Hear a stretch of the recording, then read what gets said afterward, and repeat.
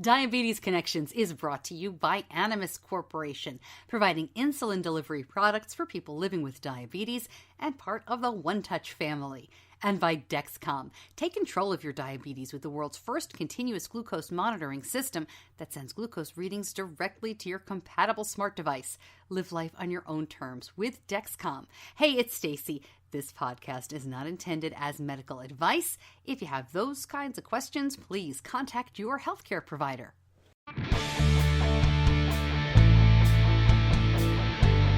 This is Diabetes Connections with Stacey Sims.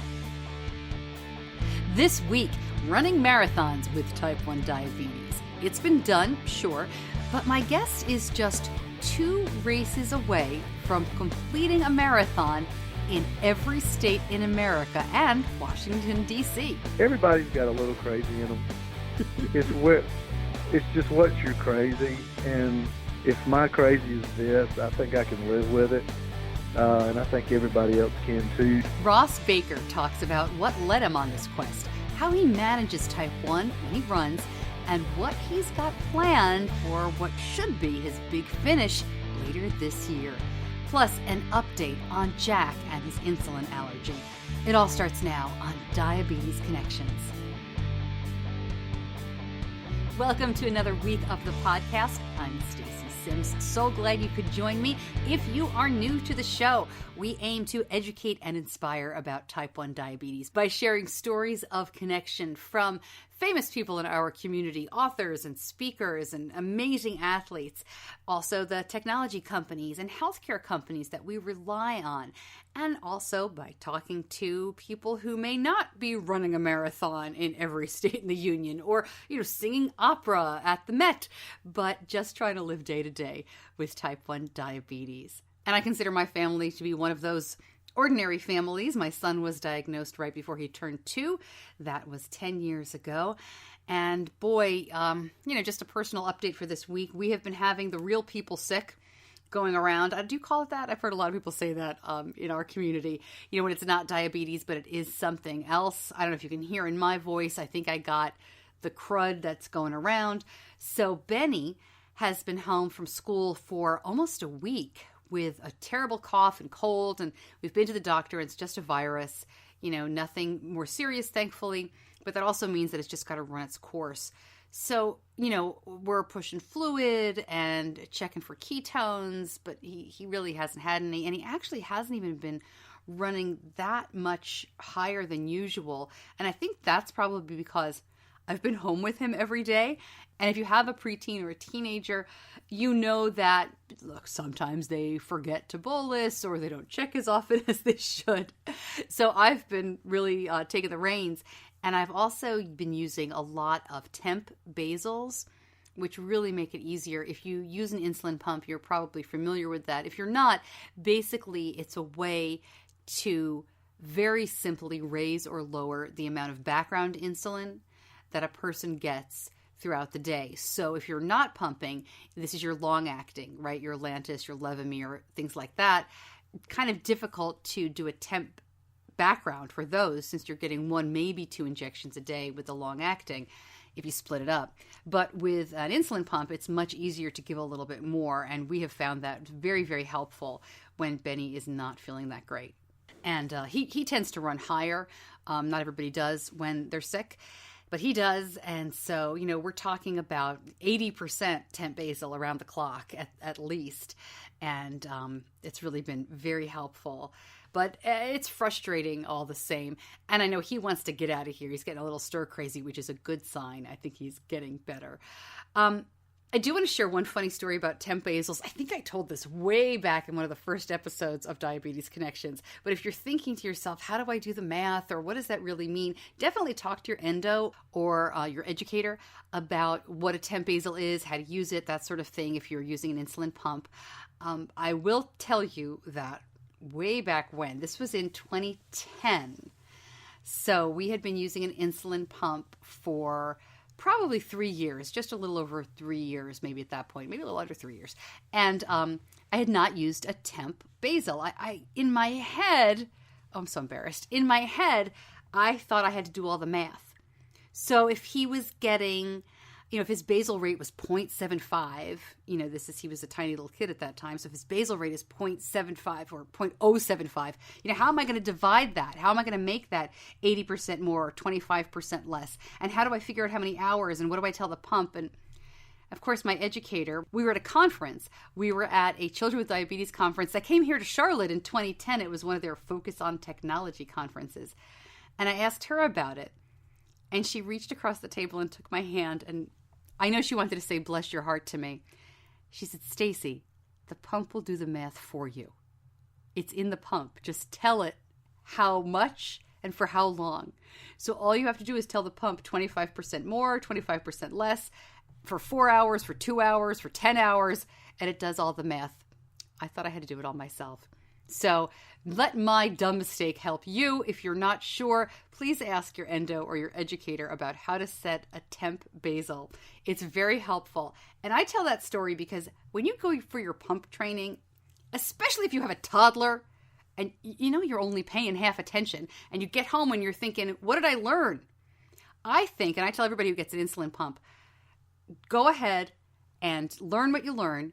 And then 30 days later, 60 days later, pick up the book again and read all about the pump because you'll understand it more and you'll understand the features more, or check in with your educator again. There are so many features in these pumps that are so fabulous, and you may not realize it, or you may not have experimented with it because at the beginning, as you should, you're just getting the basics.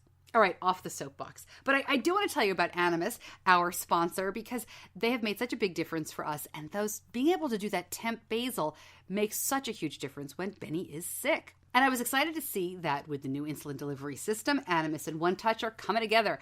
I've been happy with Animas and its products for the nearly 10 years we've been using Animas pumps for Benny.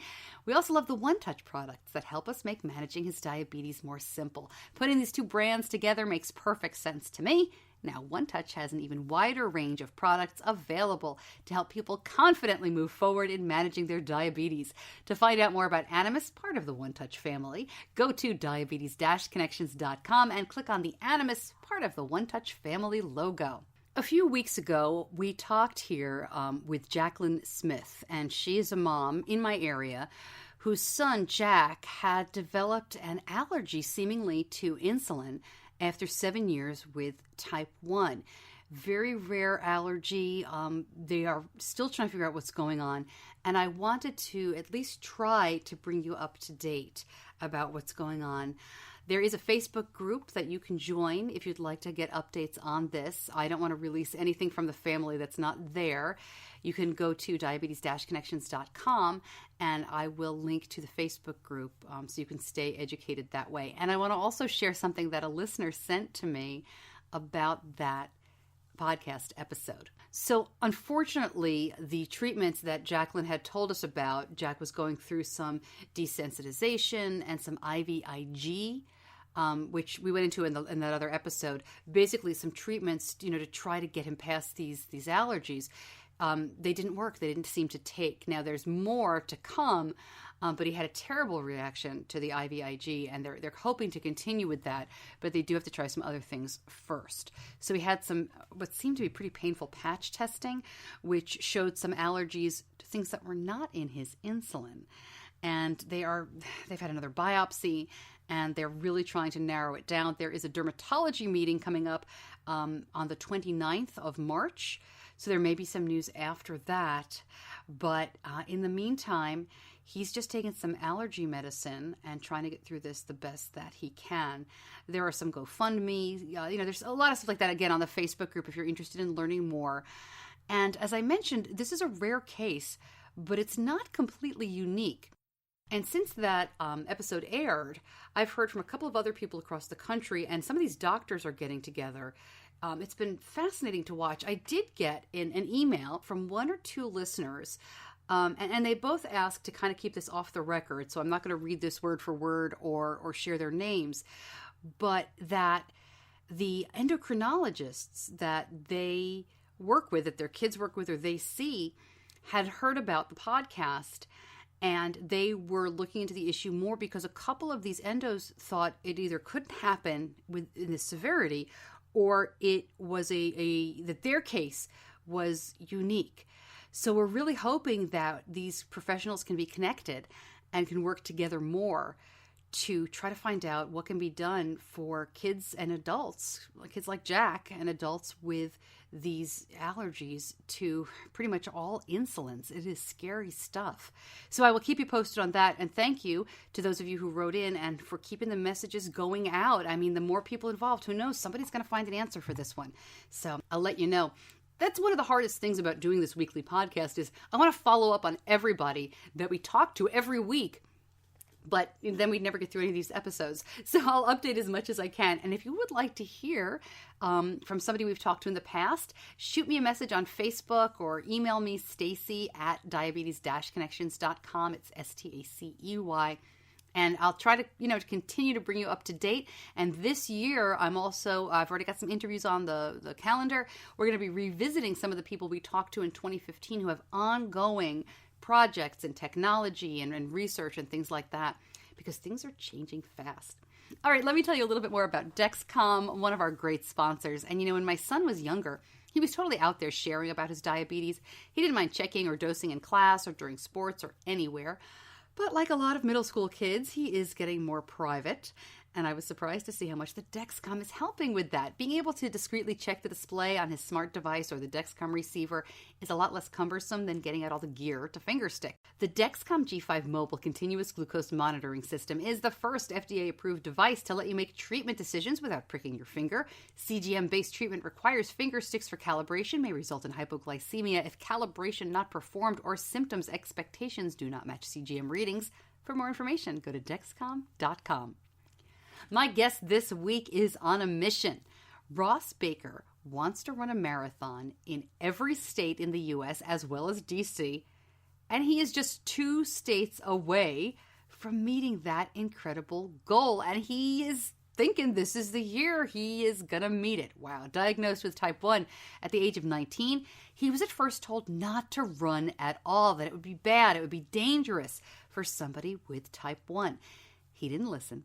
And after running a few races, he felt called to try for something big.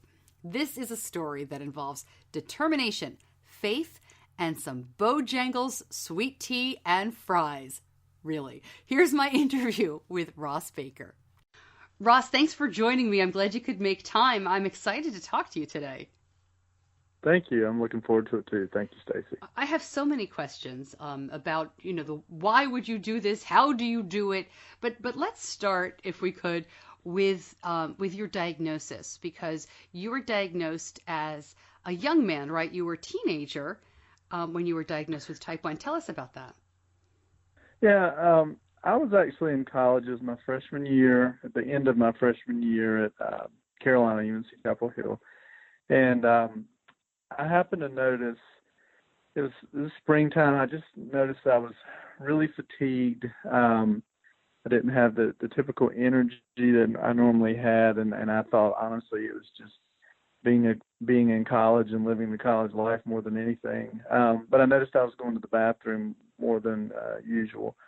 My father, he's no longer with us, but he was a diabetic too, a type 1 diabetic, and I never had any issues or concerns up to that point in terms of whether or not I had it. And in my family, up to that point, it had always skipped a generation. His grandmother had it, and then he had it, so that he always thought, just logic would dictate that my kids would have a chance of getting it. Thankfully, they don't. But anyway, I'm in college, and I'm kind of going through the typical life of that, and just notice I'm going to the bathroom more. I'm more fatigued, and I've always been very active. And I got to where I just didn't want to work out. I was just kind of withdrawn. So one day, after about a couple of weeks of kind of taking it off, taking some time off and just resting or whatever, I went to the gym, and just out of curiosity, I got on the weight scale. And just because normally I weighed around 185 pounds at that time. And I got on and I was 168. And I could tell, a difference physically, I couldn't tell it that much. I didn't realize I'd lost that much weight. But I could tell certainly something was not up. And after that, I realized this is more than just it being springtime and I'm fatigued, so I just want to drink more. This is like a legitimate issue I'm going to have to address. So I called him and I, basically said, Dad, these are my symptoms. This is what's, happening to me or whatever. And his words to me at the time were just kind of chilling. He didn't really say anything. He said, you need to come home, and of course, when your parents say something like that, it takes on a different type of tone. Well, you mentioned that your dad had type 1 and your grandmother, or was it his grandmother who had type 1? His grandmother, yeah. Did she live very long? I'm trying to think. She must have been born at the turn of the century? Yeah, I did. That's something interesting, Stacey. I've never really had much of a conversation, or I had much of a conversation with him about her specifically. I talked a lot with him about his diagnosis because he was diagnosed in the 50s. And at that point in time, he was 14 when he was diagnosed, and he had to stay in the hospital for 2 weeks. Things were obviously a lot different now, or a lot different then than they were now in terms of diagnosis and just your turnaround with things.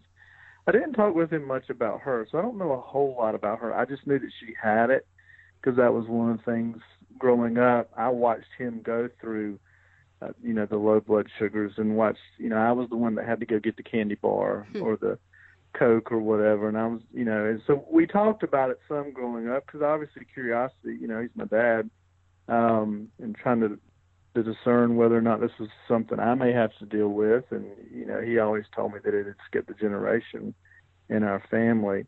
But we didn't talk about her specifically much. I just knew that she had it. It's interesting. I just, it made me think because we're about the same age, and my grandmother was born in 1917. So, a great-grandmother may have been diagnosed right around the time that, the use of insulin was discovered. So it's just, it's an interesting, different story. But so you're 19, you're in Charlotte, you're going to go back to Chapel Hill, hopefully. How long did it take you to go back to school? And what was it like when you did? Well, I spent that particular weekend with him, at that point in time. And I grew up watching him give himself shots, insulin shots. I knew the routine of things, but there's a difference between, watching the show on what the Eiffel Tower is like and actually going up in the Eiffel Tower. And well said. This, so now everything was very personal and very real to me. It wasn't just something I was observing. So I spent that weekend with him, kind of just going through there's so much, and anybody who's a diabetic can appreciate this. There's so much you just can't put into words. You just have to experience it. But he tried to do his best with me that weekend about anticipating low blood sugars and what to do. And, I learned a lot since then through trial and error.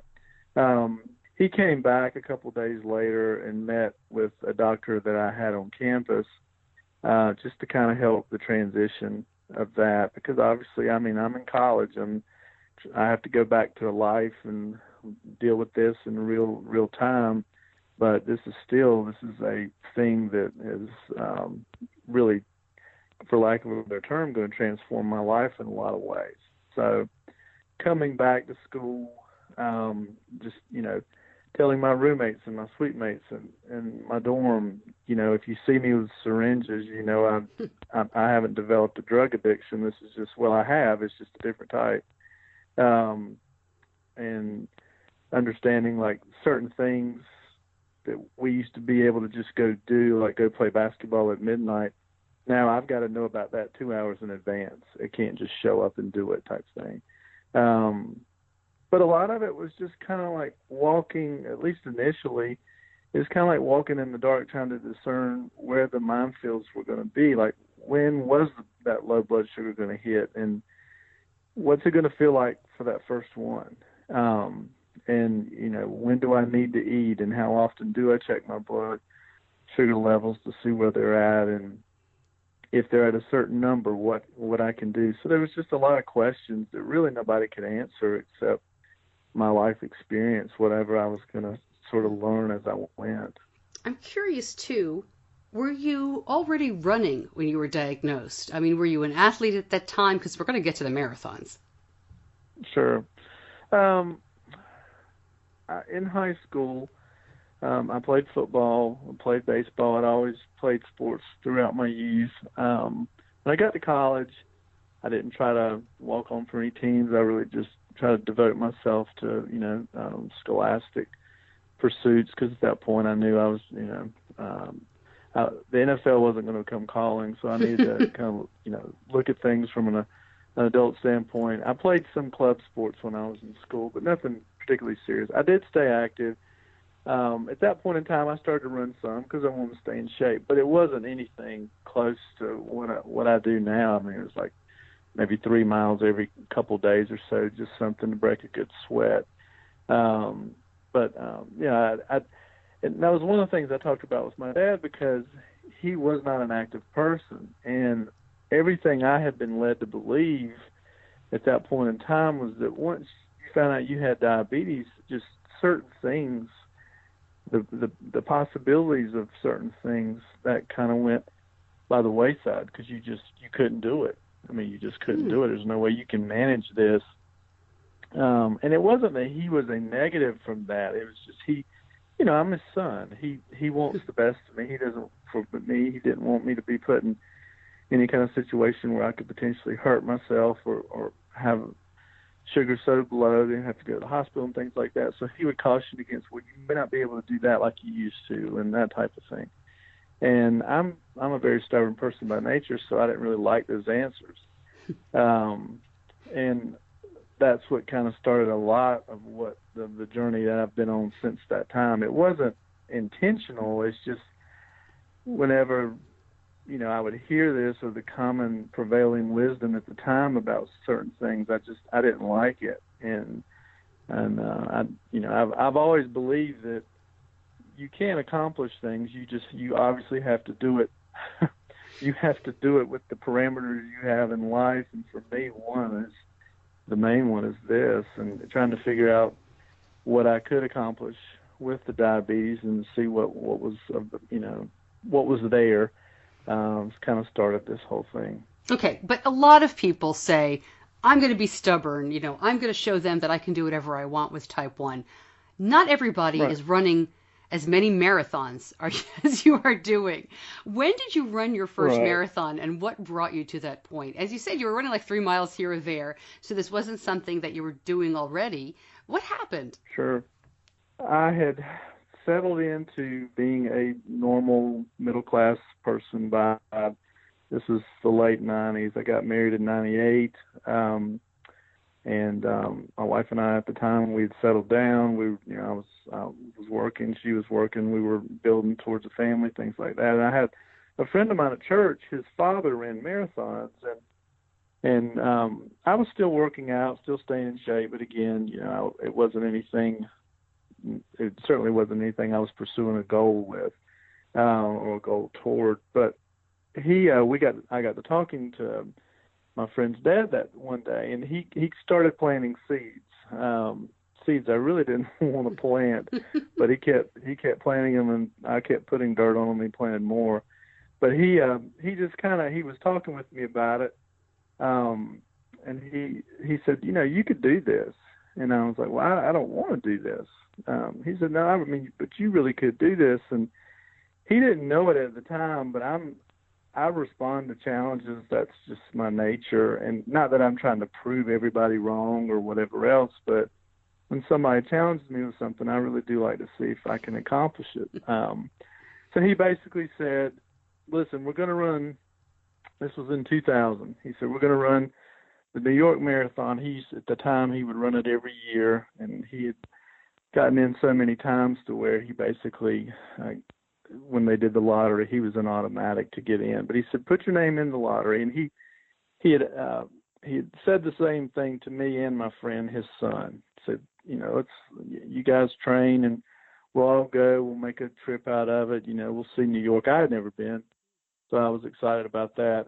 So that was kind of my thing. Is that, I told my wife, like, we can go and if we'll run the race and we can see New York, and it'd be a great trip. So anyway, do the lottery. Don't think, anything about it. Well, my friend didn't get in, but I did.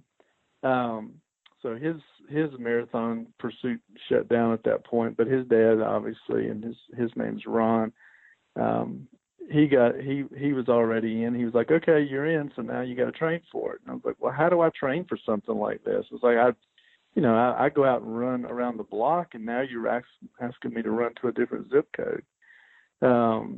So at that point in time, I was committed, I guess, for lack of a better term. And so I was like, okay, let's just see if I can do this. This is a challenge. This is something that I didn't think I would ever do, but maybe I can do it. And, I think everybody reaches points in their life where they kind of rediscover parts of themselves that kind of get lost. And for me, I'd always been an athlete, and I liked the physical challenge of things, and this was a different type. So, did you ever have a moment when you started training and you thought, this is the worst idea I have ever had? What am I thinking? Maybe every long run. There were a couple of times, like the race was in November, so I was starting to train in the summertime. And for anybody who's ever been to the Carolinas in the summertime, it's very, very pleasant weather, usually with 80% humidity. So when you're training, you got to pick crazy times to get up or run at night, whichever works better. At the time, I was doing runs very early in the morning, and I didn't have kids, so I didn't have to juggle that. But having to get up really early, and you're out by yourself, and you're sweating, you're tired, and you do think to yourself, nobody's paying me to do this. I'm actually paying somebody to get the opportunity to literally kill myself. And you really do question your sanity, along with many other family members.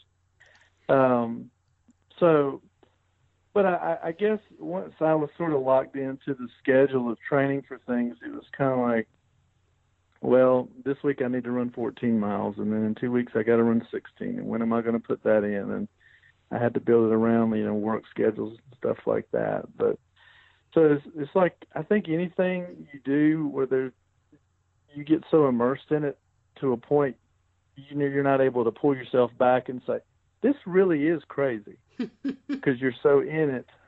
And then when in retrospect, you look back and say, yeah, I can't believe I actually signed up to do that or whatever. So how about diabetes? Because I assume at this time, this is, what year is this, 2000? Yeah, 2000. Okay, so I assume at the time there aren't that many people who are running marathons with type 1. And, you have to think back, nobody's on the internet. There's no Facebook or Twitter or anything like that yet. There's not even the smartphones yet. How did you figure out what you needed to do? Was it all trial and error? A lot of it was. I mean, like you said, there really wasn't the access to information now that there was then at all. And there wasn't anybody in my life that I could go to from a mentor standpoint. I had my father, who was a great mentor from the diabetic standpoint, but he wasn't an athlete. I had Ron, my friend's dad, who had run marathons. He could tell me how to train, but he didn't have to take insulin shots. So a lot of it really was trial and error and just trying to figure out, okay, this is madness, but what's going to be my method? And for me, I talked with my endocrinologist, of course, but they weren't great resources in terms of that specifically. And that gave me a little bit of literature, to read about some diabetic athletes, but I didn't, and I wasn't aware of any from an endurance standpoint. I knew about some, like there was some football players in the NFL who had diabetes and things like that. But there wasn't anybody that I knew of that was doing things for extended periods of time like this, where you were really pushing yourself from a cardio standpoint and from, just burning glucose. So a lot of it for me was figuring out, okay, this works. And I think it's like any diabetic, even if you're not involved in athletics, is okay, what's going to really jump up my blood sugar? What's going to be the thing that's going to be my go-to to help me when my sugar gets low? Or what things do I need to stay away from? Or what times of day do I tend to peak more? Or what times of day are better to do certain things? And I was very fortunate. The job that I had and continue to have allowed me to work out at lunch. So a lot of times for me, I realized I was taking the insulin I was taking was, like I said, at the time was Humulin, and it was long acting. So I knew when it would start to really kick in and peak, and I knew that I may have to take the shot later in the morning and then go run right afterwards, because I had a couple of hour, window there to where it really wouldn't affect me greatly. But a lot of it was trial and error. A lot of it was, and just when I would do long runs and make these plans, my routes had to make sure that I had convenience stores, gas stations, anything that was close by. Obviously I carried food on me and drinks as well, but just trying to juggle that, and I was my own petri dish, experimentation. So when you were training and then done with the experimentation, how did it go at the marathon? I mean, to have your first one be the New York City Marathon is kind of a big deal. How was it? Yeah, well, I mean, it was a great experience, and again, it's kind of one of the Super Bowls along with Chicago and Boston of marathons to do. So you really do start out with this amazing experience that you have nothing to compare it to. But I will have to tell you, I've done all this planning and I've done all this experimentation to get me to this point. But this was me on the side of a road in Charlotte, North Carolina by myself. It wasn't with hundreds of thousands of people, literally, and probably millions when you consider the whole city of people lining the streets and just everything, the chaos. There's no way to prepare yourself for that. I mean, you can prepare for the run, the aspect, and how that will hit you or how you will address that. But then you've got all this energy and the excitement of the race and everything, which I hadn't really prepared for, and there's no way I could. And it was funny, being from the South, we love our sweet tea. And I had gotten this incredible notion in my head that I was going to need something really sugary to drink at the race at some point. Now, obviously these races have aid stations every mile where you can get Gatorade and water and stuff. So it's a lot different than your training when you're just trying to find it. But I had gotten the brilliant idea to carry sweet tea on my body during the race. Did you bring it in a Bojangles cup, or did you actually? I got it from Bojangles. I literally took a half gallon of Bojangles sweet tea to New York with me.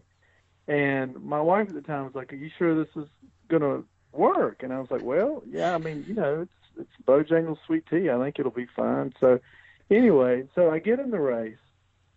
And the race is going pretty well. I had some early cramping in the race. I, again, made the decision, which I never drink coffee, to drink some coffee beforehand, because New York, they ship you basically to Staten Island. You kind of are in a holding pattern there at Fort Wadsworth, which is where they've kind of the staging grounds for the start of the race, and you're there for a couple of hours, and you're just out in the cold. So of course you're going to drink coffee to stay warm. Well, the problem is coffee's a diuretic.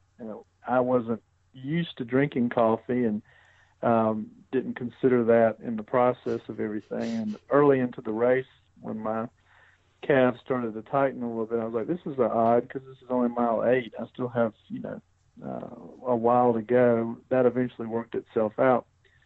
But anyway, so I'm running throughout the race, and you're feeding off the energy of the crowd. Everything's going well. I mean, my friend Ron, we ran together throughout the race, and he was really good because he'd run the race several times, and it was really good about telling me what to anticipate, what was going to be coming up, and just kind of really distracted me off the pain and the misery I was going through. But around mile 15 or so, I started to tell that the blood sugar was starting to drop a little bit. Nothing major. And I'd been drinking the Gatorade from the aid stations up to that point. Then I was like, okay, this is my time to kick in with the sweet tea. This is going to be my Southern charm. It's going to get me through the race, the rest of 11 miles, whatever. Now, tea tastes good when it's refrigerated and prepared. It doesn't taste very well when when it's been carried on your hip for 3 hours and it's kind of been sitting out.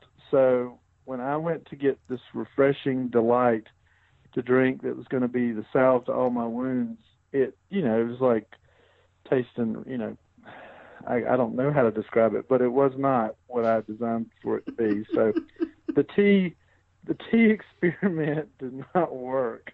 So any future marathoners out there who think that's going to help you, it's not. Find something else. But anyway, yeah. So I had to go with the Gatorade, and I had to go with what they had at the aid stations because it didn't taste well, and on top of that, it was just not going to be good. But anyway, so the last half of the race, I realized I was going to be fine, or the last third of the race at that point, I realized I was going to be fine. I was just in a lot of pain. So it wasn't just the diabetes that I was having to worry about, which is unique to me, but then I was having to feel everything else or feel everything that everybody else would be feeling at that point, which is, obviously fatigue, cramps, you're just tired. You've been moving. At that point, I had been moving for over 4 hours, which is a lot. And in my training, I had never gone all the way up to 26 miles because my friend Ron had told me that, listen, if you're going to run 26 miles, I need to give you a medal for it. So I never ran any more than 22 to train. So you reach a certain point in the race, and it's like you really are falling off the side of the earth. It's like, well, this is whole new territory. But he was there with me, and he kept me going. And at some point, it's just like anybody with willpower. You're just like, okay, I'm going to finish this. I'm going to do this. It's not pretty. It's not going to necessarily it's not going to feel the greatest in the world, but I'm going to get through it. A lot of days as a diabetic, I think the same, concept is applicable. Anybody who seesaws throughout the day with blood sugars, where it's high in the morning, then it's low by lunch, and you're back up and you're down, and it's very frustrating. There's a lot of days as a diabetic where I'm just going to have to survive this and get through this. Other days, it's perfect. It's like waking up and it's Christmas time. Everything goes perfectly. But for me, and then once we hit Central Park, which is where the race comes to a close, I was like, I'm actually going to do this. I'm going to finish this race. And I didn't know where to feel excitement, relief, or, I really didn't know what to feel, because at that point I had thought about everything to get me there, the whole process of it. I just hadn't thought about the finish. And then when I crossed, I was numb. And of course, there were people all around me that were crying, and because for them it was obviously a lifetime goal and stuff like that. And for me, it was almost a surreal experience, because I just couldn't believe I'd actually run a marathon, and then obviously having the diabetes and being able to accomplish it with that. Well, and then you finish, and everybody else is, as you said, this is a lifetime accomplishment. When did you think, you know what, I'm going to do this again? I'm going to do this in all 50 states. I mean, how do you get from the pain you must have been in with that great sense of accomplishment to then, all right, next is what you ran a couple of more marathons, right, before you started thinking about every state? Well, let me go back just a minute. Sure. And kind of explain that, because whenever you run a marathon, you have what's called a race expo, which is usually a couple of days before. It's where everybody goes and picks up their gear. They pick up their chip, their race chip. They pick up their bib. They pick up, their shirt, things like that. Get directions on where to go for various things. It's kind of their check-in. And the race expo in New York was at Chelsea Pier, and Ron and myself, we went obviously to the race expo. And while we were there, we passed this guy who was wearing a 50-state shirt, and he just happened to pass by, literally, and I just caught the back of this shirt, and it had written out 50 states and DC, and he had a listing of like the races he'd done on the back of the shirt. And for anybody who runs, it's a very unique subculture of people. I'll just put it that way. I think any niche thing has that. Running is no different. It's just there's so many different types of levels of people that are involved in running. There's the casual people, the ones who want to do it one time, and then they're the ones where it consumes them. It becomes something they're really obsessed about. I was very much on the former end of that. I was just coming in. I just want to see if I can do this. It gave me an excuse to come see the Statue of Liberty. Let's go home. But then I saw this shirt, and I'm a person of faith. I'm a Christian, and when I saw the shirt, I really did, hear a voice that said, "I want you to do this," and I was like, "What? Who was that?" And he's like, "It's I want you to do this, Ross," and I didn't really think much of it, because I was like, well, God, if this is something you want me to do, you may have to choose somebody else to do it, but because they'll be better qualified. But anyway, so I run New York, and I come home, and I didn't think about the New York race that much. It was great, but I kept thinking about that shirt. And anybody who runs a marathon will tell you, don't ever make your mind up about running another one until maybe a week later, because when you finish a race, the last thing you want to do is contemplate running another race, because you're in pain, you're tired, you've been training, you just want to sit on the couch and eat bonbons. And in this particular case, I was no different. I was ready to get away from it. But then that voice started clicking back in. It's like, well, let's think about the next one. Let's think about the next one. I was like, no, God, I'm really done with this. This is good. I'd like to go back to being normal. But it persisted, and I was like, okay. So this was November, late November, early December of 2000, and the holidays were coming up. And Charlotte had a race at the time. It was called Run for Peace, and it was a marathon, and the proceeds went to women and victims of domestic violence. And they ran it at the end of January. Now, the Charlotte Marathon, since then, they've moved it to November, but at the time it was the end of January. And I asked Ron about it, and he said, yeah. He said, I plan on running it. He had several people in his running group that were going to do it. And he said, well, Ross, you're already trained for it. I mean, we just finished New York. You just keep up some of your runs throughout the holidays and stuff, and we'll go out and do it. So then I was like, okay, I'll do this one. It's local. I don't have to travel. I can get up and run the race. We'll see how that goes. And I ran Charlotte. Have another interesting Bojangles story with that one. And then after Charlotte, then it was like, okay. Then my curiosity started getting the best of me. It's like, all right, what's next? And so I had this, what I felt like was kind of a spiritual calling to do it, because I would wear a Christian shirt. I kind of looked at it as an opportunity to be a testimony of what I'm able to do this type thing. Growing up, I didn't travel, so I liked the idea of using these as an opportunity to travel and see this great country, because I didn't get really the opportunity growing up to see much. And I was starting to really get into just running, the way it made me feel. And for me, diabetically, it was built into my life at that point. I was still learning, obviously, how to handle it, but it made me feel good. It helped me with my care of my blood sugars, and I was definitely encouraged by my endocrinologist to keep doing it. It's working. My A1Cs were coming back well at the time in the 6.5s. So they were like, yeah, you need to keep doing this. I wish more of our clients would do things like this. And it's like, well, I'm going to. I enjoy it, and it makes me feel good. And if it keeps my health good, that's good for me. So tell me what was the Bojangles story in Charlotte? Okay. Well, you didn't learn?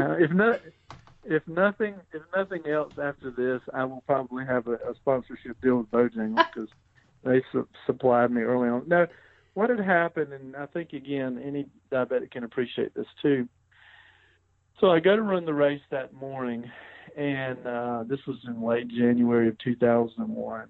And that morning when I woke up, my blood sugar was high. It was like 400. It was high. And so, but I'm I'm in a tough spot because I know I'm getting ready to run a race where I'm going to be burning glucose, but I don't want it to stay that high. It's not good for it to stay that high. And how long will it be for it to get down? So I had to make a decision. And again, I'm still learning how to do all this, but do I take a shot, even a little bit of insulin, just a tiny smidge of insulin that morning to get it down? I'll have food on me. I'll have drink on me. I'll be fine. Or do I leave it alone, not take any insulin until later in the race? Because I would carry my insulin syringes and, my insulin vial with me in my pack, and I would wrap it in tissue paper so it would, it wouldn't break or anything. So, I basically had to decide, take a shot now or take a shot later. Because it was so high, I decided to take just a tad, just literally 2 units of Humulin long-acting insulin. I was like, it'll kick in 3 hours from now, I'll be fine. Well, I was fine until about halfway through the race. And this particular race, it started out at Davidson College in Davidson, North Carolina, which is about 35 minutes outside of Charlotte.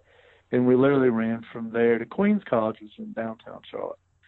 About halfway through the race, I could tell my blood sugar was starting to get low. And I had food on me. Like I said, I always carried food, but it was just like, it was like Cliff bars or energy bars, things like that. And there comes a point, at least for me, where I just need something substantial. I need real carbohydrates, not these superfood type things. And the way this particular race course went, we were going to be passing into downtown Charlotte probably within the next 3 or 4 miles. And I was talking to Ron, who was running with me. And I just said, what are the next things coming up? Because I'm starting to run out of food and my blood sugar is just not getting any better. He said, well, there's a Bojangles in about a couple miles up. And there's a couple other things. But he mentioned the Bojangles, and I was like, okay, I'm a diabetic. What can I get that's going to be really good in there that I can eat and digest? Because I've got to turn around and run. I can't just sit down and eat, a chicken plate. So I've got to come up with something. So my first thought was French fries. And Bojangles, for people who've never been there before, have these Cajun seasoned fries, instant carbs, and it's substantial carbs. I mean, it's the stuff that's really going to sit in your stomach, and it'll get your sugar where it needs to, as long as you, of course, can digest it and go forward. So at that point in time in the race, we're around mile 21, and I come across Bojangles, and I tell Ron, stay right here, I'm going in.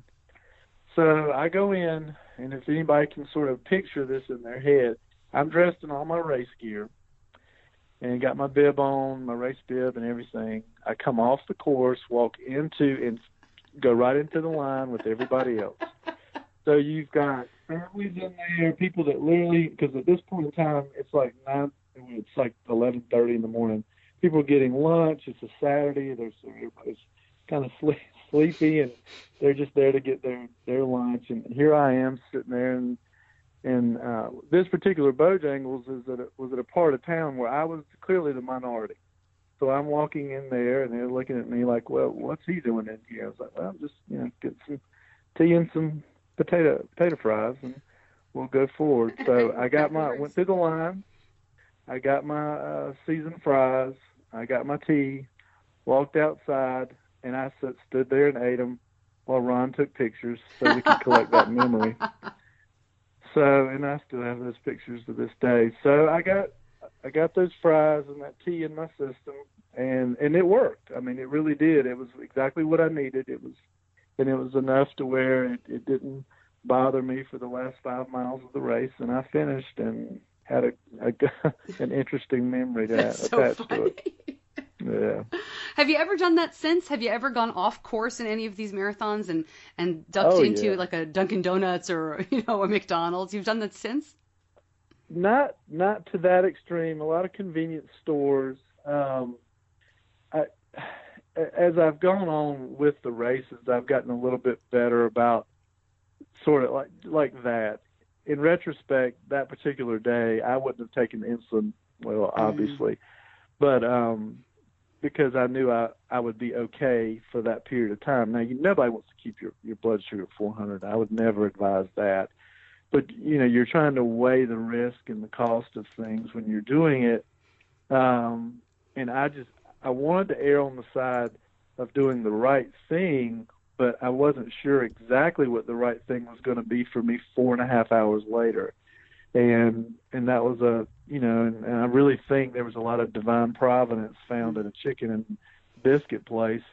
But that being said, since then, the races I've done, Stacey, I've had to go off course a couple of different times, but nothing to where I was like standing in line or whatever. But one thing I've also learned too with the races is, and again, as a diabetic, you're the only one that's dealing with that disease at that moment. Everybody around you, whether it's family, friends, and stuff, they're with you in it. It's not like you're isolated, but you're the one that feels it. So if I'm in a race, I want to finish, or I want to keep going, but it's like if I have to pull myself off the course so I can feel better 2-3 hours later, then that's what I have to do.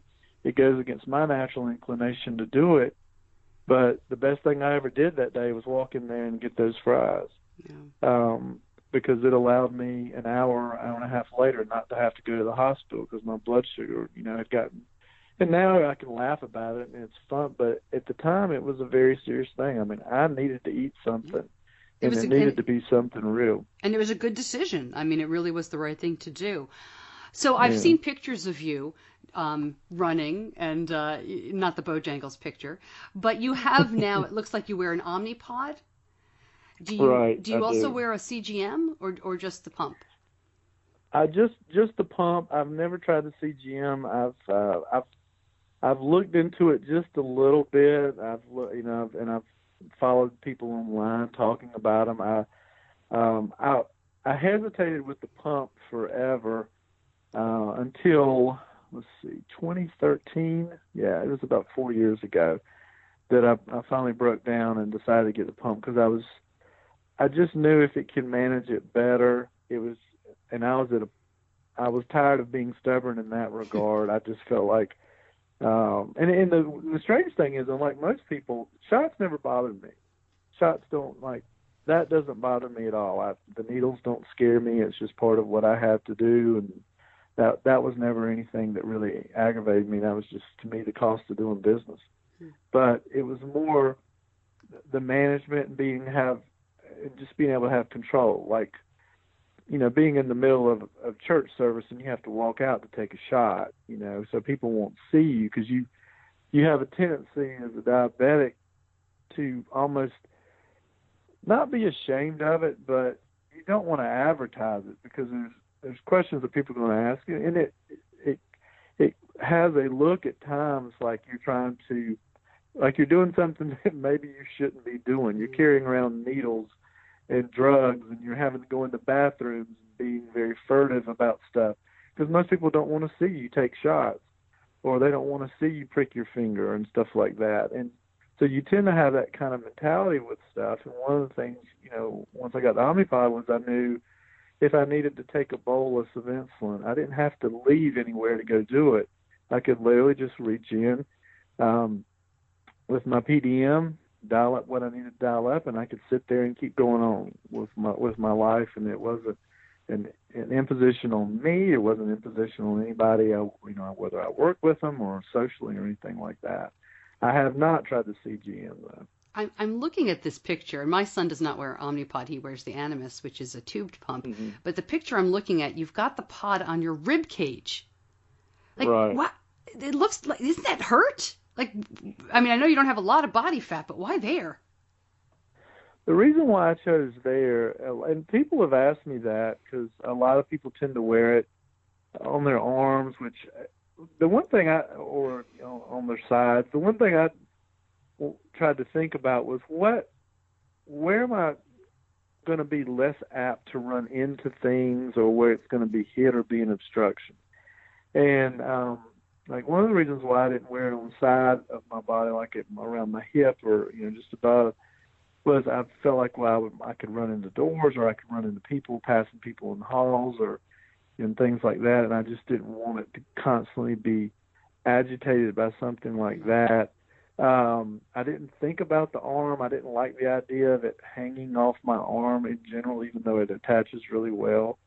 And when I initially got it, I just started doing it around my abdomen area.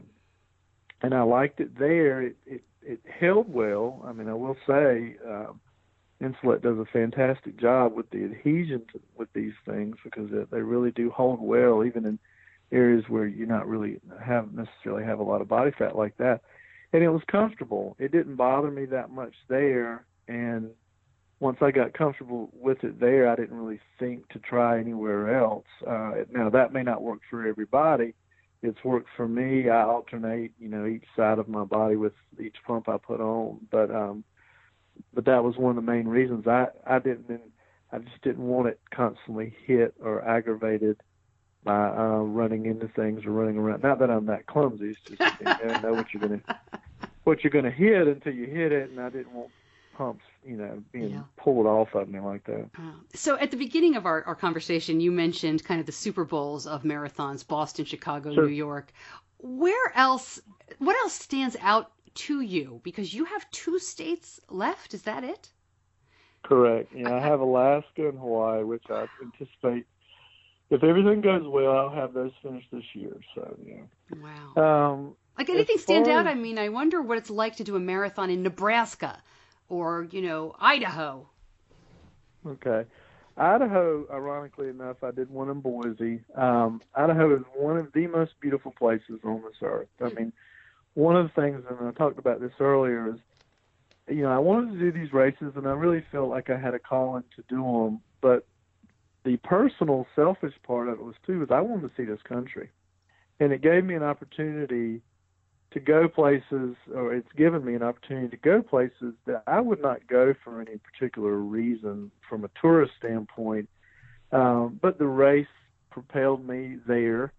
And then once I was there, I got to experience a lot of really cool things there. Idaho's a good example. I mean, it's just from a scenic standpoint, it's just one of the most beautiful places you would ever want to go to see, and it's a great place to run in. The weather is just perfect for it.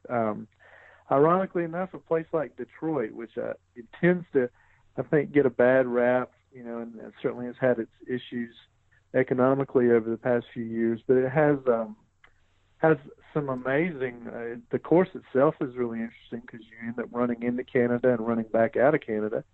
Oh, wow. But also, too, it's got, I mean, like while I was there, I got to visit the Motown Museum, and my dad was a huge Motown fan, so I got to grow up on that music and see where they actually recorded it. The Henry Ford Museum that was there, where the bus that Rosa Parks, did her protest that basically changed created this whole thing with civil rights in a lot of ways. So I got to see a lot of historical stuff. I did the Oklahoma City Marathon 10 years ago. And so, of course, you go to the memorial, and they have an amazing museum with that. And I was in college at the time that happened. And unfortunately, terrorism obviously still affects us to this day. But that whole process of seeing that memorial, and if you do New York now, you go to the 9/11 memorial. You get to see all these aspects of this country that if you don't, they just show up on a TV screen. Yeah. And for me, that's what's made the races fun to go to do the race. But it's not just been about that. It's been about getting to see that and meet the people. And there are great races everywhere. Like, you mentioned Nebraska. There's a great race they do out of Omaha that's fantastic. The people are wonderful there. If you go to San Francisco, you cover all this wonderful territory, on the coast, up and down through the city, and that city's very hilly. Anybody who's been there can appreciate that. And just wherever you go, it's amazing what all is there in this country. You know, it's funny. I mentioned those two states popped into my head, and because I'm from New York originally, we moved to Charlotte in 1999, and I've traveled quite a bit up and down the East Coast. But as a family, my family is trying to visit all 50 states before my youngest, before Benny, who's got type 1, graduates from college, and we're up to 21 states, and we keep talking about. You know, states like Idaho, Nebraska, Montana, that just must be beautiful. And, you know, we have, and of course, I'm sure if you're listening in Nebraska and Idaho, you're thinking, you know, we're a lot more than fields, Stacey. Like, come on, you know.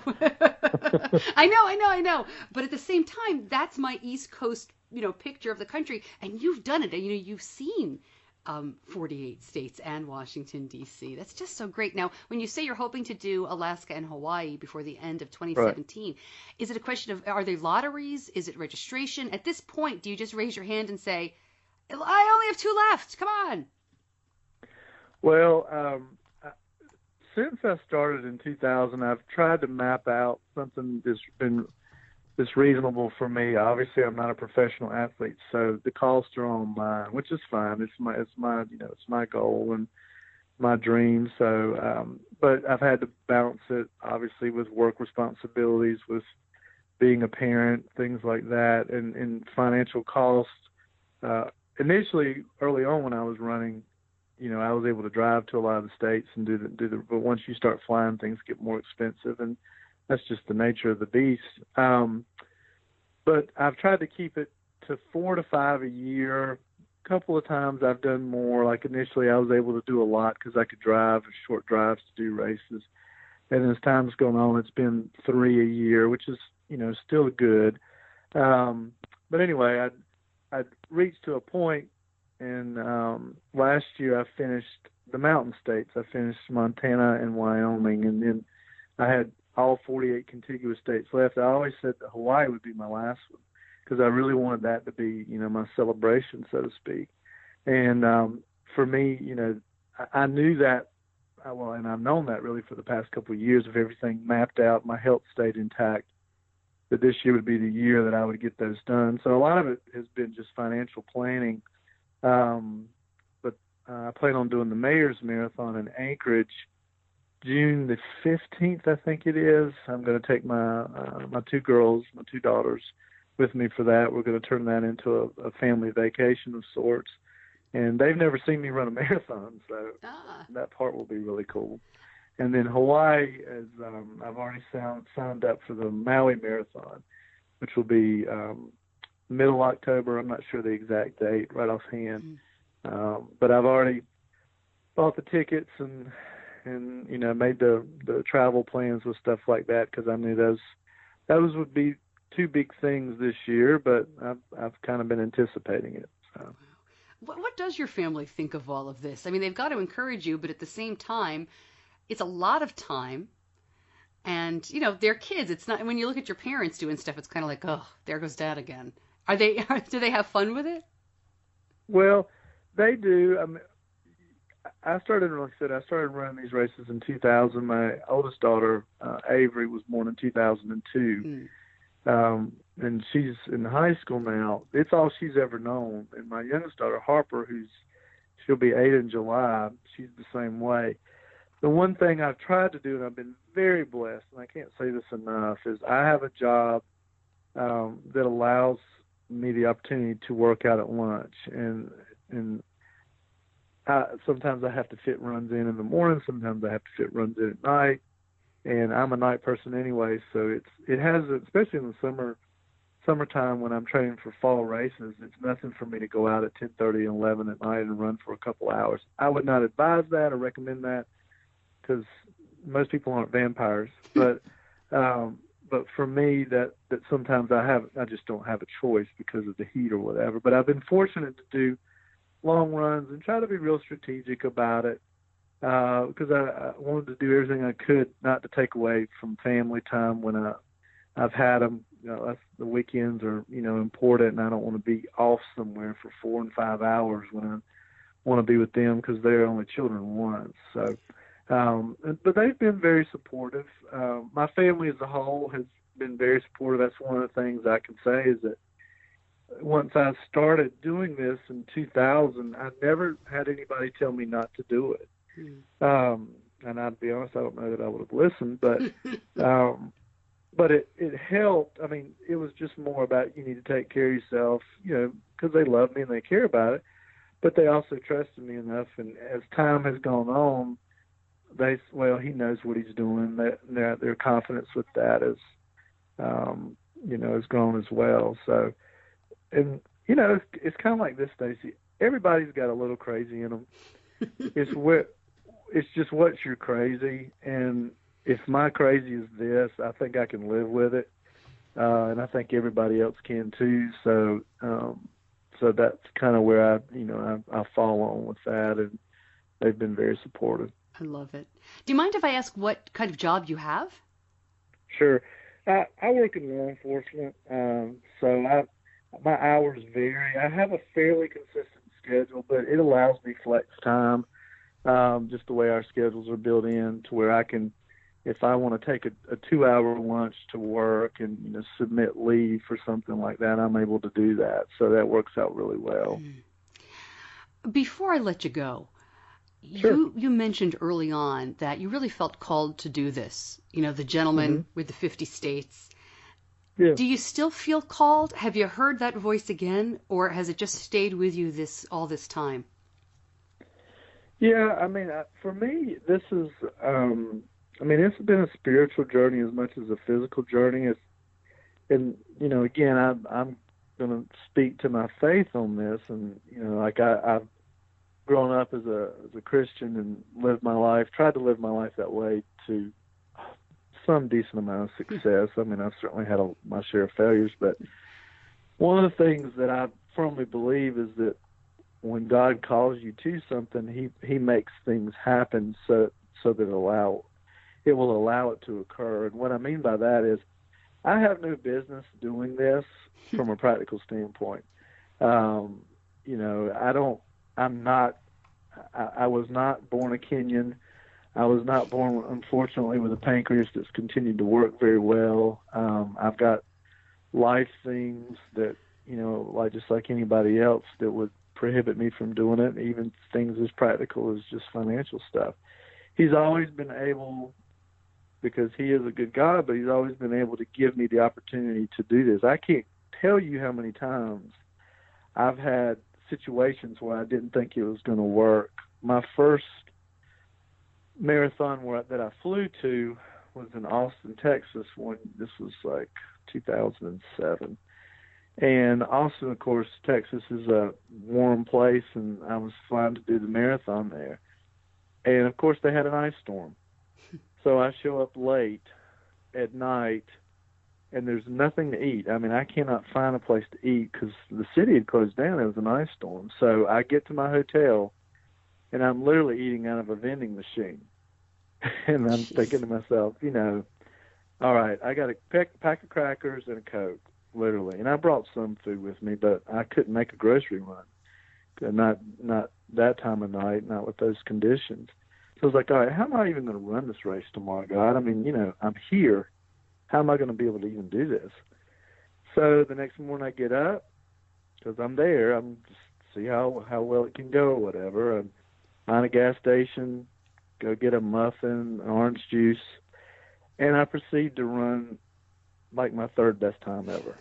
And I really do give him, all the glory with that. And he's continued to push me, and given me the opportunities to realize this. And because I think everybody has a testimony to their life. Some people do it with their mouth, and I'm just doing it with my feet. So, by some people, I assume you mean people like me talking into the microphone here. Well, I mean, everybody. I mean, your life, for better or worse, is your testimony about a variety of things. Yep. What's important to you, what matters, and for me, for the past almost 17 years now, this has definitely been that for me. And I just want to jump in. You said you weren't born a Kenyan. Is that a reference to like the Kenyans who hold so many records in running and marathons and stuff like that? I mean, man, they are amazing. Yeah. I mean, I don't meet the profile, like I said, of your typical marathon runner. But then once I got into running marathons, I realized it really isn't a profile. It's just people who want to do it. I've had people, and I'm going to sound like an arrogant ex-jock saying this, I've had people pass me in races. It's like, how are they running faster than me? Well, because they're running faster than you, big boy. So maybe you need to catch up, or just realize that they want more. But it's one of the things I like about running is it can give you a lot of pride and a lot of confidence, but it also can humble you at the same time. So it's a very good leveler of who you are. That's why every race, and at this point, I've done at least 50 marathons all total. I've done some 50K, which is 31-mile races. I've done 150 miler and 100 miler. But every race that I do, I still get nervous and anxious, and I don't ever take it for granted, because for every great race I've done, there's the Bojangles in Charlotte where I need the fries. So it does level it all for me. Was there anything else you wanted to mention? Well, like I said, and it really is true. I mean, I didn't plant this in my own head. Yeah. So I give him the credit and the glory for it. And because one thing I will say is, in these 17 years, knock on wood, I mean, I've obviously dealt with the diabetes. I've gone through cancer. I've gone through a divorce. I've gone through a lot of life changes and stuff. There's only 2 times I've missed a race, and that's when my father passed away and my stepfather passed away. When my stepfather passed away and my grandmother passed away. Outside of that, I've never had a running injury that's prevented me from finishing. So every time I've been able to go to a race, I've been able to finish it. And that, anybody who's run for any length of time knows that's just hard to do. So to be able to do that and to be able to manage the diabetes is beyond my skill set.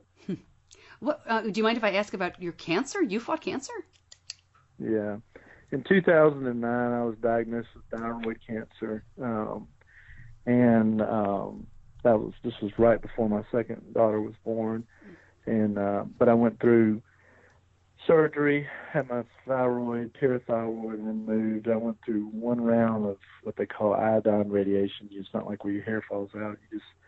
You go on a very strict no salt diet, and they do a form of radiation. You take a pill, kind of quarantine you for about 7 days or so. And I got through that fine, but I had the surgery. I'd already planned a marathon. I think this particular marathon was in Rhode Island at the end of May, and we had to schedule the surgery, so the surgery is going to be the 1st of May. So, of course, being a running geek, I'm thinking, well, when can I get back on my feet to run? I'm not going to be able to do this race because I didn't want to miss it. And, never mind the fact, well, you just had cancer.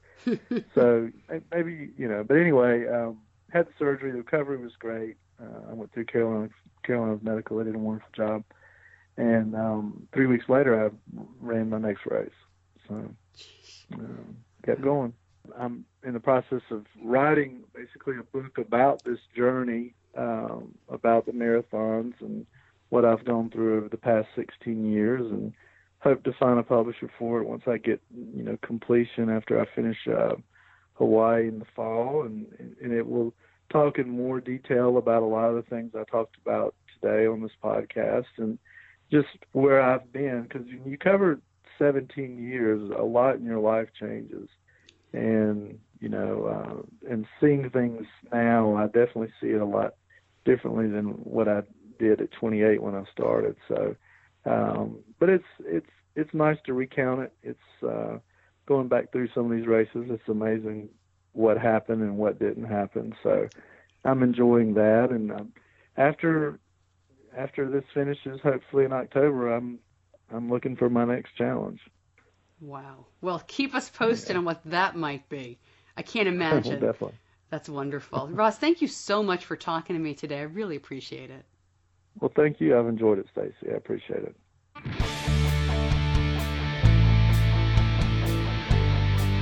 You're listening to Diabetes Connections with Stacey Sims. more information about Ross and his journey at diabetes-connections.com. And it was brought to my attention after talking to some friends about this and specifically sharing the Bojangles stories, both of them in there, that not everybody knows what Bojangles is. And, I've lived here so long now in the South that I forget. So do you know what Bojangles is? Bojangles is it's a fast food franchise. It's kind of like a Southern McDonald's. I know I'm going to get booed for saying something like that, but it's a fast food franchise here in the South, if you hadn't figured that out from his stories. And people here say there is just nothing like their sweet tea. There is no other taste like their Cajun fries.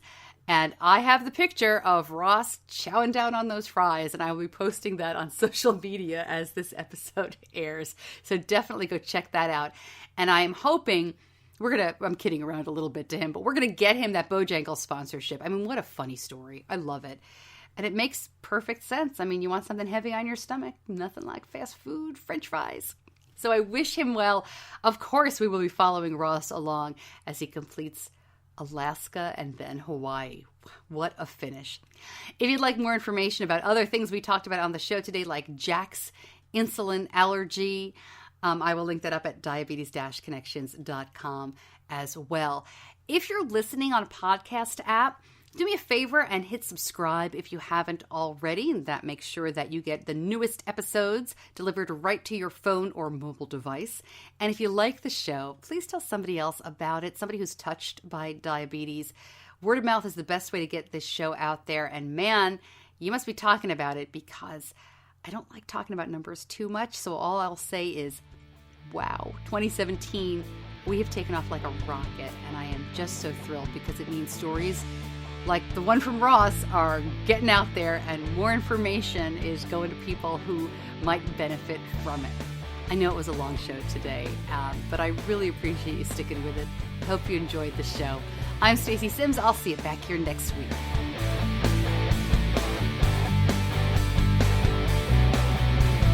Diabetes Connections is a production of Stacey Sims Media. All rights reserved, all wrongs avenged.